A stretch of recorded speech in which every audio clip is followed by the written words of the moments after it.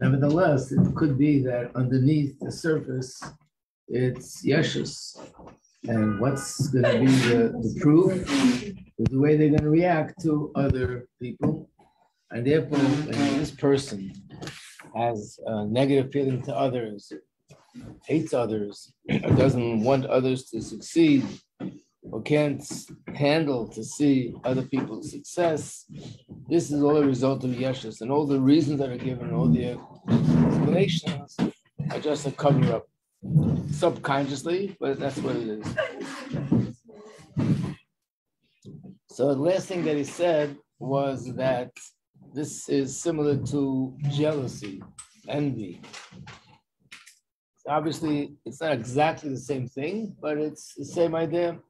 That yeshus means that I'm concerned about my ego and that I'm on top.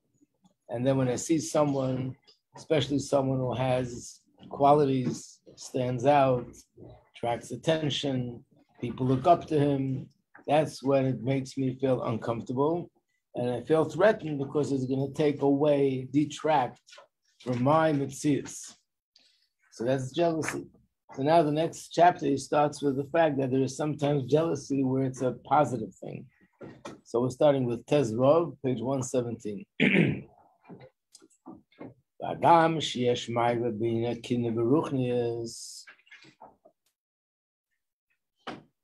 Even though we sometimes see that there is a maila in ruchnius when it comes to kinna, Commercial Kosev, as it says, kinna seifrim tarbe chochma, which means envy amongst scribes or scholars or Torah teachers increase knowledge. In fact, this has halachic ramifications. In halacha, there's a din that you're not allowed to do something that will undermine someone else's parnasa. So if a person has a certain business and he has an income, and then you open up a business right next to him, and by doing that, you take away his customers, that could be something very harsh.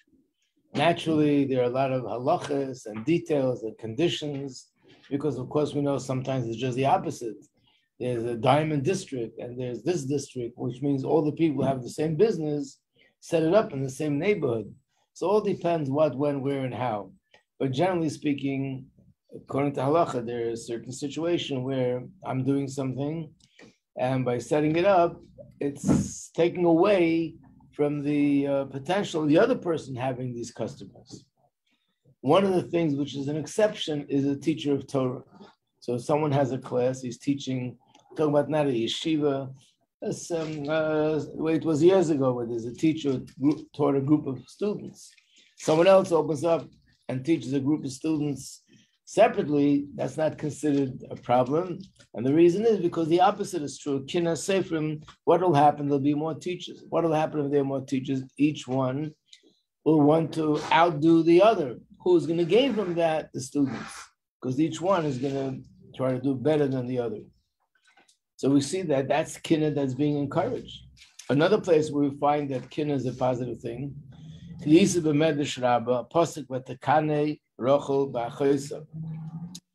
Rachel was envious of her sister because her sister had children, she didn't. And Rashi says it wasn't just envious of the fact that she didn't have what her sister had, but she was envious of her good deeds. She said to herself, if not for the fact that she's better than me, she wouldn't have had these brachas that are more than my brachas. But still, it's envy, it's still jealousy. But here we see that there could be jealousy that is considered, she was a tzaddikus, tzaddik gomer, according to Tanya, no question, the Ovis and the Umois, the highest level of tzaddik. So she surely didn't have anything in her that was klipa. So obviously this was jealousy, but in the kedushidik way. Like it says in this pasuk, the pasuk is the Mishlei. Don't let your heart feel envy of sinners. Hashem. Feel envy for those that have fear of Hashem. So clearly, envy of sinners, they're making a lot of money, they have a lot of power, they have a lot of success. that's a bad thing. Envy of people that are God-fearing, like Rachel was envious of Leah, that's a positive thing. Why? So it says like this.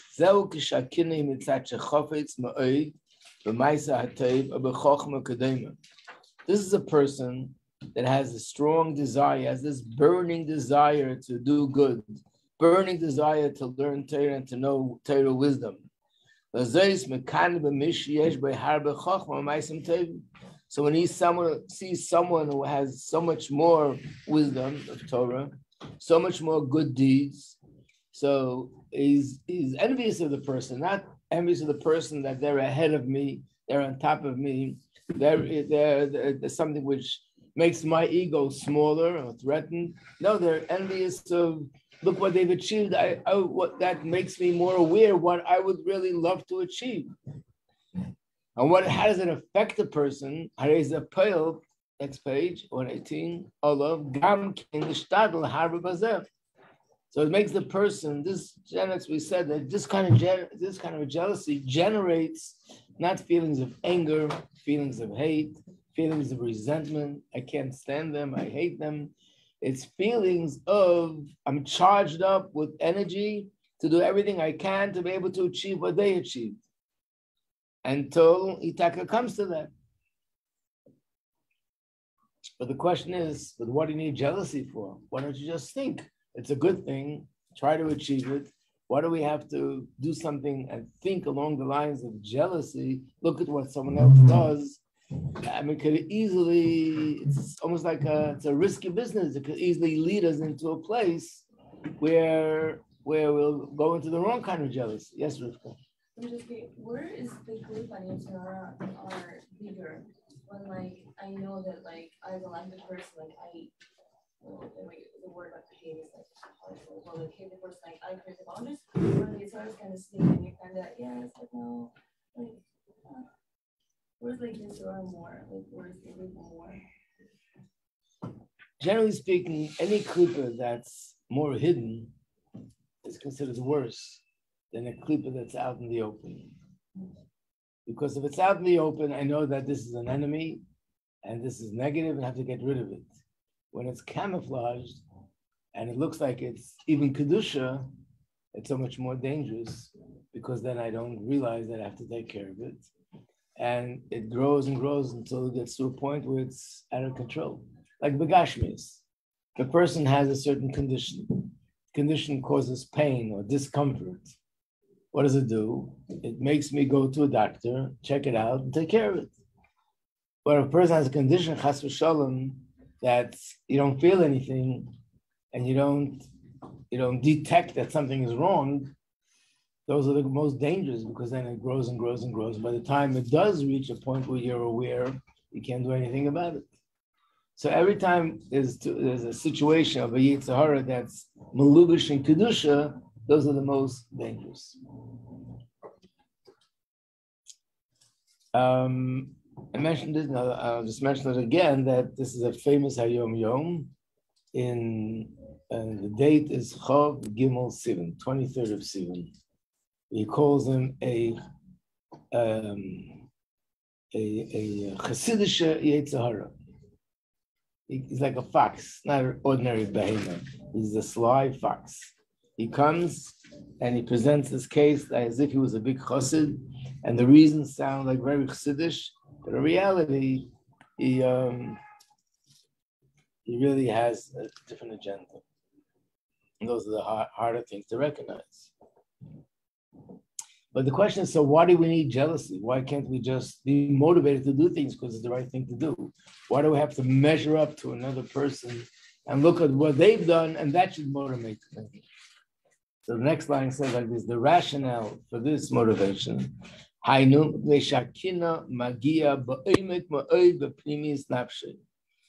there is envy, it reaches and it penetrates very, very deep into the neshama.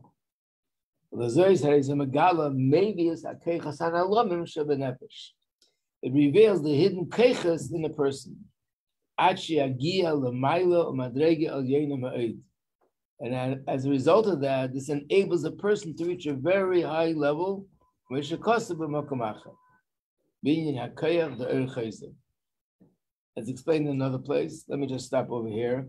What he's basically saying is that Chassidus talks about the fact that there are two levels of keiches, of faculties in every person. And this applies to all the keiches. Intellect, emotion, even physical talents that we have. There are two levels. One is called keiches hagluyim. I probably have it in the terms, which means revealed keiches. And the other is called keiches halamim, hidden keiches, which means in ordinary circumstances, what I could bring out of myself is keiches hagluyim, which means if a person wants to run, some people run faster, some people run even faster. That's called keiches hagluyim. Some people could lift 100 pounds, some people could lift only 50 pounds. That's keiches hagluyim. And the same thing with everything and anything that a person could achieve because of their either physical power or because of talent that they have. There's a certain limit of how much I can accomplish. That limit is only on the surface. There's another layer of potential every person has that's much deeper than the potential that surfaces in ordinary circumstances. That layer of potential, if I could bring that out, I can accomplish so much more. And we know that even scientists tell us that people are using approximately 5% of their brain cells. You know what that means? 5% of the brain cells. So it means that we could accomplish so much more intellectually if we would use all those brain cells. But the same applies to everything else in us. Love for Hashem, love for another Yid, the desire to do acts of kindness, it's all limited.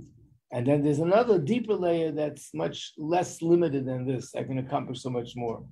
How does that happen? How does that come out? So generally it comes out only when I'm being challenged. This is the explanation that Begashmis, when a person's in a danger, there's the body releases adrenaline. They're able to do things that normally they can't do. But it's not just a physical, biological thing. It's also a ruchnizik thing. Like the Gemara says, this is the reason why the Gemara says that the famous quote that I learned a lot from my teachers, I learned more from my colleagues, but the most wisdom I've gained is from my students, because the students challenge the teachers with questions, and that sort of pushes me to go deeper into it because I have to answer the question. And as a result of that, a deeper part of my brain comes out of the gully. And the same thing with everything else. A person even has a desire to do something positive, but when they're being challenged and someone's not letting them do it, somehow the desire for that becomes even stronger. And you want to overcome that challenge or that obstacle that stands in the way. So basically, it's when you're challenged, that is something that brings out the deeper layer of potential. So I can accomplish so much more. And that's the union of jealousy in a positive way. Jealousy means I look at what someone else accomplished. When I see what they've accomplished, that's challenging to me. It's almost like saying, could you do the same thing? You could do the same thing.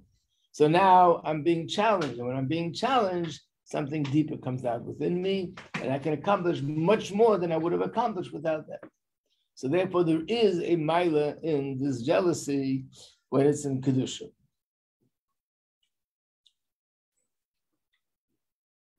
In Chassidus, there's another language for this. It's called Chayzer.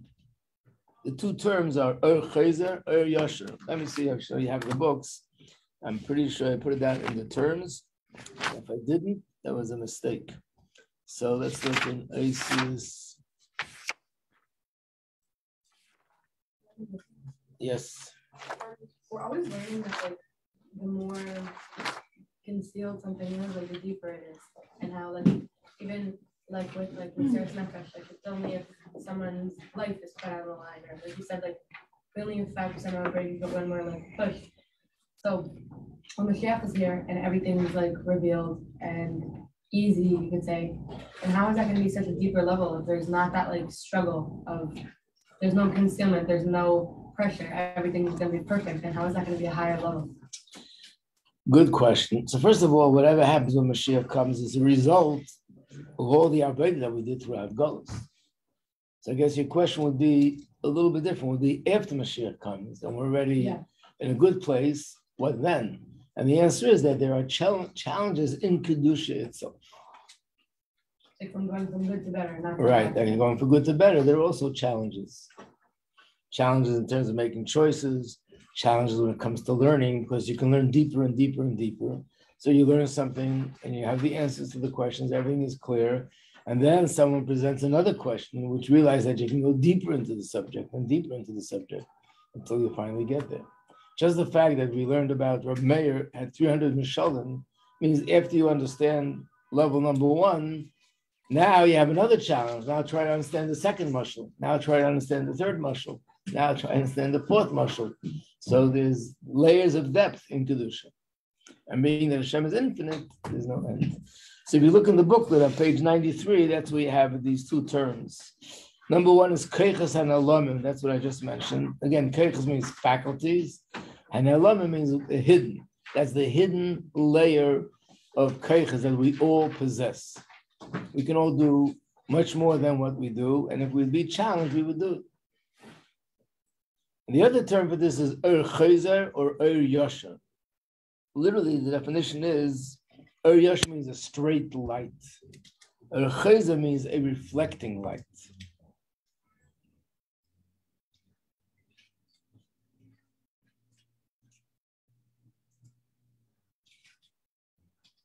Even Begashmis, it says that when light bounces off something, this is one of the examples that are given, even Begashmis, that the light that's closer to the sun is naturally much warmer than the light that's further from the sun. But the light that's in the atmosphere closer to the earth is much warmer or more intense than the light somewhere in the middle, because here it bounces off earth. So it means that something that goes straight it could be a very positive thing, but when something is it reflects, it bounces off something, which means there was a blockage, there was an obstacle in the way, there was some sort of an obstruction, and I had to overcome it, and that's how I got to where I got to. That's called chayzer. It wasn't straight, but I had to sort of go through a certain process until I got there. So it's explained in other places. One of the two things that represent these two lights is the sun and the moon. The sun is Yasha, straight light. The moon is actually sunlight that bounces off the moon. So that's Chayzer. In terms of Aveda, it's the difference between a person who was born with great potential and a person who was not born with great potential and had to work on it to get there. I don't know if it was mentioned, I don't think it was mentioned, but one of the stories about the Rambam, this great Rambam, that we know that when he was a child, he was very unsuccessful in his learning. His father was one of the head Rabbanim and one of the most prominent Rabbanim. He was very, very disturbed that his son doesn't learn. And he just wasn't getting it. According to the story, his father told him to leave the house. I'm not sure, what does that mean? Just threw him out of the house, or he told him to go find himself. Like he almost gave up on him, and he traveled and he came to the yeshiva of the greatest leader of Jewry at that time, and he was crying to be accepted as a student. He was younger than the other students, but he nevertheless begged to be accepted. And then once he met this rabbi, he said the gates of wisdom just opened up for him, and then he became who he became. So obviously it was through his desire and through the fact that his father sent him away, that's what brought that out. It's not the same, but it's pretty similar. There's a commentary on Chumash called Ibn Ezra. You all see it in the Chumash. He lived the same times as the Rambam. And he once had a certain condition, health conditions. He went to the Rambam as a doctor. Came to the Rambam, and the Rambam said, I can't see you now. I'll see you tomorrow. But if you want me to see you tomorrow, I want you tonight to spend your time in the barn with the goats. This is a person who's a great tzaddik. He should spend the night in the barn with the goats. But being that this was the Rambam who he respected, so he went. He went there at night, and he was crying all night because he was like why is he rejecting me? Why isn't he accepting me? And what, this is where I have to be, in a barn with goats. Anyway, the next day he comes to see the Rambam, and he didn't see him yet. He just came, and then of course, his first biggest question in his mind was, why on earth did you send me to be sleeping with the goats? So Rambam tells him, I want you to know you have the illness that you have in your eyes. The only thing that can heal it are tears. So I try to find a way to make you cry, and the tears healed your eyes. So what looked like as a rejection was actually his way of healing. So the fact that he didn't accept him brought out the tears, and that's what made him, even Begashmis, what brings out antibodies in the body? When they're attacked. I even read, I haven't seen this in years, but I remember once reading an article that someone developed this approach against Yena Machla, that they inject infection into the body in order to sort of to trigger these antibodies, and then when they fight the infection, together with that, they can fight the disease. Again, what? It's a vaccine. That's what vaccines are all about. So basically, that's called chaser, something that comes out dafka when there is something that stands in the way. That's chaser. Page 119. So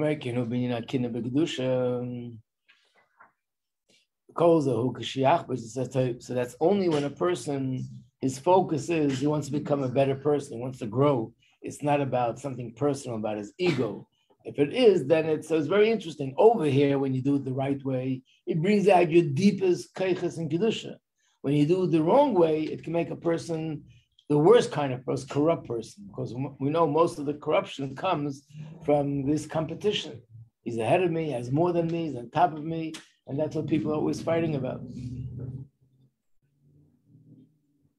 fact, in many letters, the Rebbe warns people that are having differences of opinion, be extremely careful and cautious. Don't let it become a power struggle.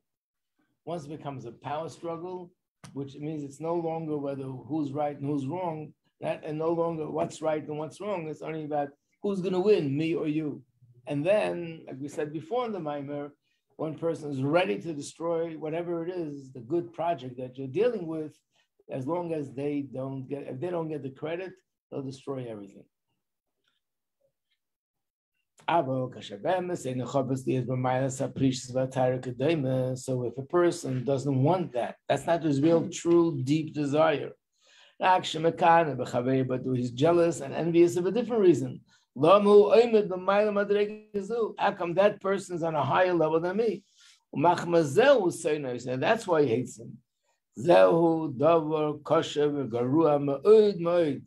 Such envy and such hate is a very, very, very severe flaw. This is a result of yeshus, like we explained before. And that's why we see an interesting thing. He hates more the Ovdei Hashem than the ordinary people. The simple people who don't have any special milas in learning, and davening, and avodah, and mitzvahs, they're regular, ordinary people, and maybe not such refined people. Them he loves and is close with them. And the people who are davening and learning and working on self-refinement, he hates. How does that make sense? If he's a person of true content and true, he's really truly working on spirituality, then he should love those people that have more spirituality and have a struggle loving those that don't have spirituality. Here's the opposite. Those that don't have, and those that are simple and more chorus, he loves them and he's close to them. And those that have certain milas, the answer is because it's yeshus. Yochel Adam has been afshe. He can even imagine, he can even fool himself and think that the reason why he's close to these simple people is that this is an indication of my humility. Other people, they're so feel themselves so high and mighty that it's below their dignity to communicate with simple people. But I'm a humble person, so I could. But the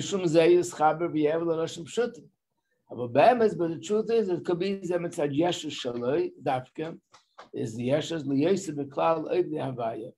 That those people, that because they're Oivdim, because they stand on a certain level, Lachein Kol Sinosei L'Mishu Be'ezom Mayla Madrega Ba'avodah. These people who have qualities, they are challenging his yeshus. They're a threat to his yeshus. But simple people, he could love them. Those people he loves because of Abbas Yisrael, and therefore Mishu Gas v'Yesh. In fact, the more coarse the person is, and the more the yesh the person is, they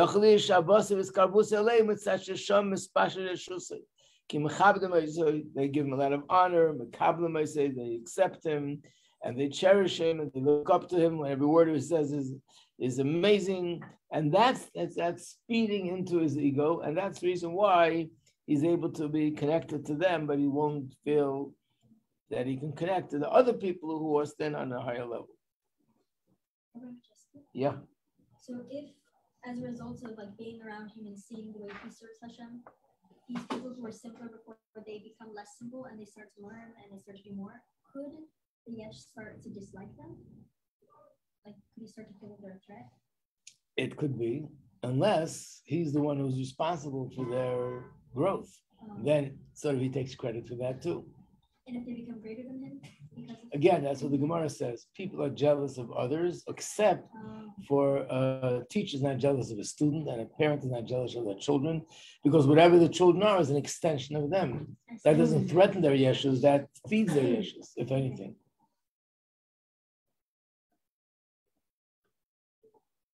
Let's remember, all this is also subtle. It's not like he thinks, okay, I'm a yesh, and it's not such a conscious thought process. In the mind, consciously, you're thinking of other reasons why you're doing it, but he's explaining what's going on beneath the surface. Milas Akin, the Kitzur, summary, Milas Akin, the Kedusha, Yeshus, Geremes, Sinna. Yeshus causes people to have hate. The Var Mila, especially to a person who has a certain level of, is on a higher level. Yachali is ba'ava, and he has love for Anoshim Pshutim, and Tamadov, the reason for that is because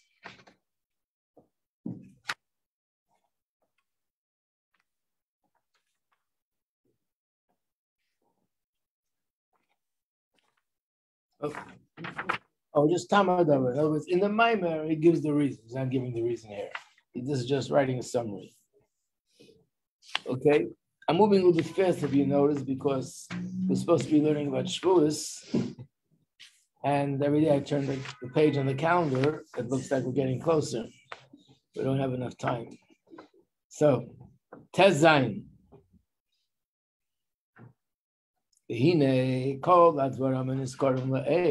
All these matters which we just explained. And this is something we've reiterated, but here he goes into it. It's not so black and white. It could either exist in a coarse way or in a more subtle way.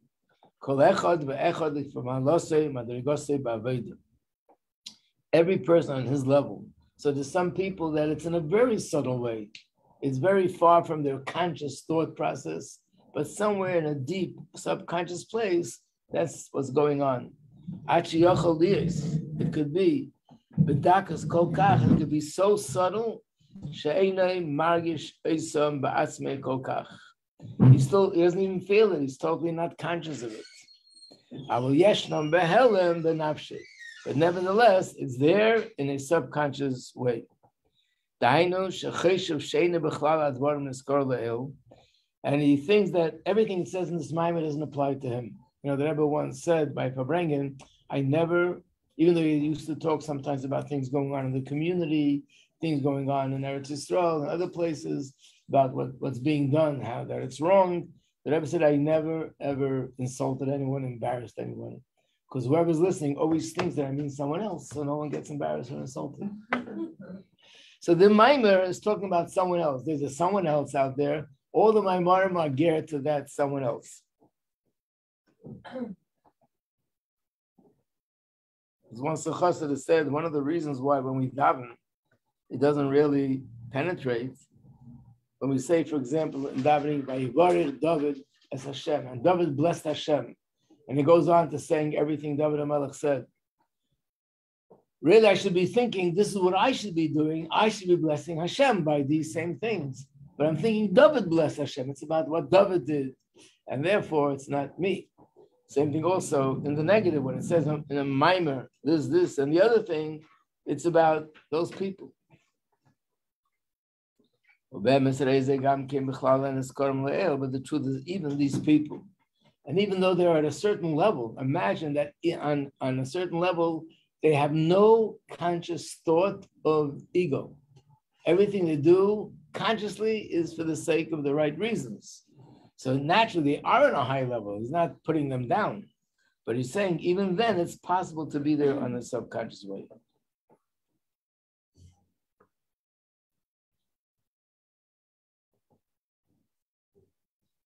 Again, you asked last time the question, so how do I know if it's in a subconscious way? And we said the answer is the MRI to detect this subtle yeshus is I have to examine how do I treat other people. This matter of sinas chinam is very bad. It's more serious, it's more negative than all the other individual negative character traits. All the negative character traits, he prat echad masit racha. It's one detail of sit racha. Uprat einu doimel klal. You can't compare the damage when you damage something which is a prat, or you damage something, there's damage done, and there's corruption is something which is a klal. It's all encompassing. It's not as powerful. Just like begashmis. Why is there a difference between damage that would be done to a toenail or damage that's done to the heart? Because a toenail only injures the person and causes damage and causes pain locally, just the toenail. A finger is just a finger, but Chas Hashem, the heart, the brain, the liver, other vital organs, they're all encompassing. They affect the whole body. So everything that happens there affects the whole body. This is something which is also kalala. It's all encompassing.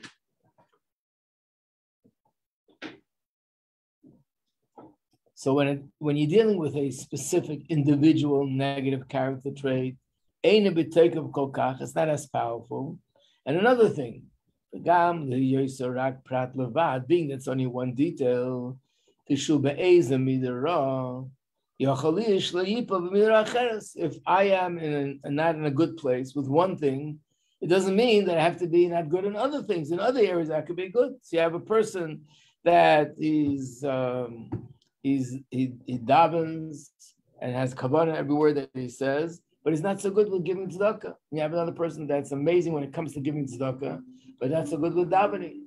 You have a person that's amazing with helping people go out, physically going out of his way, helping people whatever they need, but he's not so good when it comes to learning. He doesn't like to spend time learning. So in one area, you're okay, the other not. But when it's something which is general and all-encompassing, like sinas chinam, it's a klal. It's sort of the general klal of sitracha, of klipa.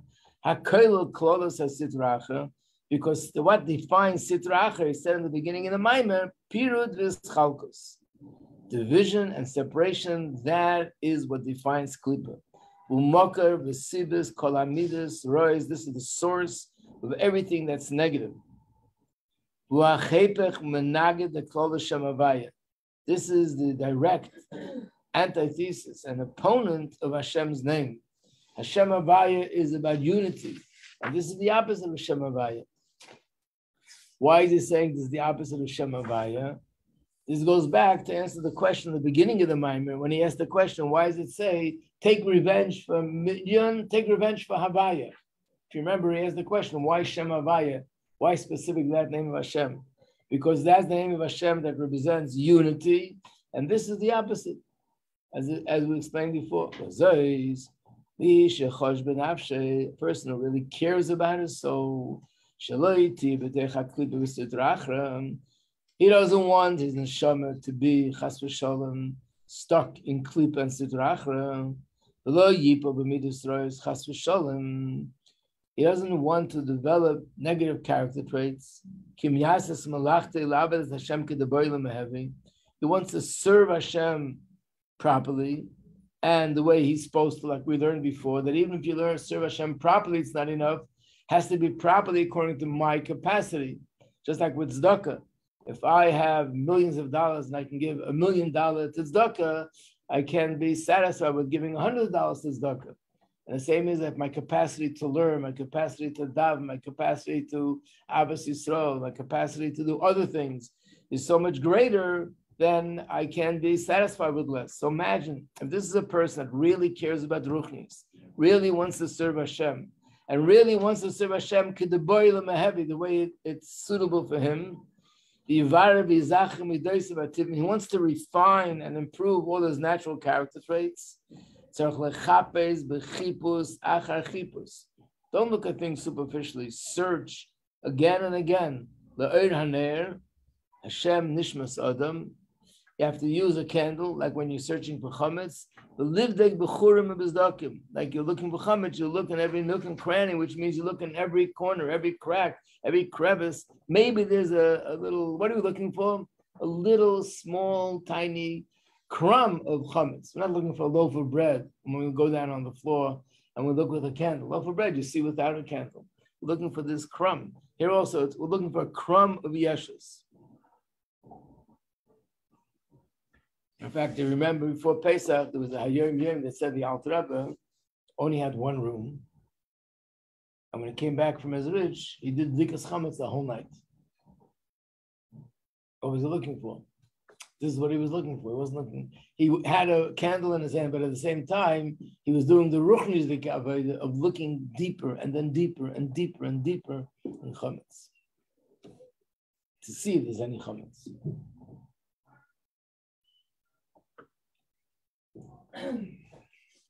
Tell a story about one of the mashpiyim in the Babich. He sat down to Fabrang with the students. And he said, sing a niggin. Okay, sing a niggin. Chaim. Sing another niggin. Chaim. Sing another niggin. Chaim. 1 o'clock, 2 o'clock, 3 o'clock, 4 o'clock. He didn't start talking. Finally, like 5 o'clock in the morning, he starts speaking. And it says, somebody received a package from a friend. It was a gift. It was packaged very nicely. Nice ribbon, nice gift wrap. He opens it up. And inside the package is a package. So he opens up the second package. Inside the second package is another package. He opens up the second package, the third package, the fourth package. It keeps opening, gets smaller, smaller, smaller, smaller. Finally, there's a little tiny box, and he opens it up, and what's inside? Put in garbage. Garbage. So he was saying about himself, he said that, sat down to my brain, and I'm thinking, I'm going to be speaking, I'm going to speak about what's really going on inside me. So I looked inside, yeah, it looked okay. Keep going. Finally, I went all the way down to the bottom, all the way at the end, sort of the last box that I opened up. What did I see? Yeshus. So basically, that's what he's saying. There's some people don't have to look so hard. We don't need binoculars. We don't need telescope. You can see what it is. And for some of us, we need microscopes in order to be able to see what's going on inside.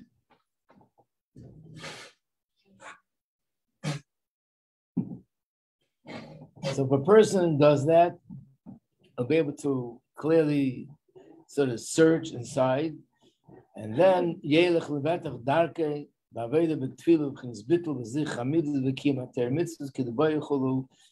to do things properly. Then he says the kitzur is that sin is chinam is the source of all negative character traits, but it's something which you have to search carefully because it could definitely, on the outside, look like something else. So you have to look inside to see what it really is and where it's really coming from. And then the last, we're learning up until Yud Zayin. The Maimer itself goes much further, but as we go past chapter 17, it's much more language of Kabbalah and deeper Chassidus. The part that's sort of Chassidus, but also more practical, is up until chapter 17, including chapter 17. So tomorrow, we'll finish 17, then we'll do a review of the whole Maimer. Okay. Thank you. You're welcome.